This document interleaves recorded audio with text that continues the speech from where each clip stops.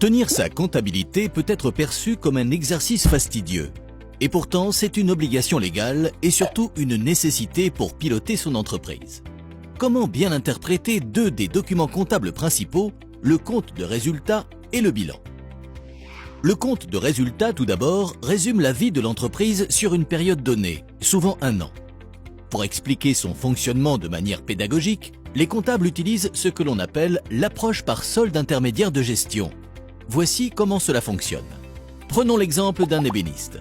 On calcule tout d'abord le chiffre d'affaires de l'entreprise, qui représente tout simplement la somme des produits ou services vendus par l'entreprise durant l'année. On va ensuite déduire les coûts des matières premières et les achats de marchandises d'une part et les charges externes de l'autre. Ces dernières vont prendre en compte notamment la sous-traitance, les loyers et les déplacements.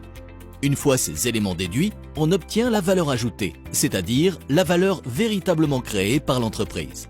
À cette valeur ajoutée, on soustrait ensuite les salaires et les charges qui lui sont associés pour obtenir l'excédent brut d'exploitation.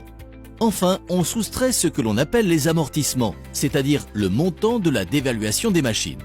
Par exemple, si cette machine coûte 12 000 € et que la durée d'amortissement est de 3 ans, alors le montant des amortissements sera de 4 000 € chaque année. On déduit ensuite les charges financières comme les intérêts d'une dette ou d'un placement financier et l'on obtient le résultat avant impôt. On soustrait alors l'impôt sur les sociétés pour obtenir le résultat net. S'il reste de l'argent, l'entreprise fait des bénéfices, sinon elle fait des pertes. Ces pertes peuvent dire que l'entreprise est en mauvaise santé ou bien que cette dernière a simplement besoin de temps pour devenir rentable comme de nombreuses entreprises innovantes. Elle sera alors soutenue par des investisseurs le temps de faire des bénéfices. Le bilan, quant à lui, est une photographie de l'ensemble du patrimoine d'une entreprise à un instant donné.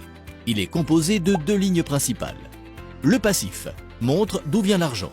Il comprend les capitaux propres, l'argent que l'entreprise doit aux investisseurs suite à leurs apports, l'ensemble des dettes à court et à moyen terme. L'actif, il représente la manière dont est employé l'argent. L'actif se compose des actifs immobilisés. Ils sont détenus pendant un long moment par l'entreprise. Ils comprennent entre autres les investissements comme les machines ou l'immobilier. Des actifs circulants. Ils sont détenus pendant une période inférieure à 12 mois. Ils incluent notamment les stocks, les créances clients, qui est l'argent que les clients doivent, et les liquidités. Le total du passif et le total de l'actif doivent toujours être égaux. C'est ce que l'on appelle l'équilibre financier. Vous maîtrisez maintenant les bases de la comptabilité. À vous de jouer!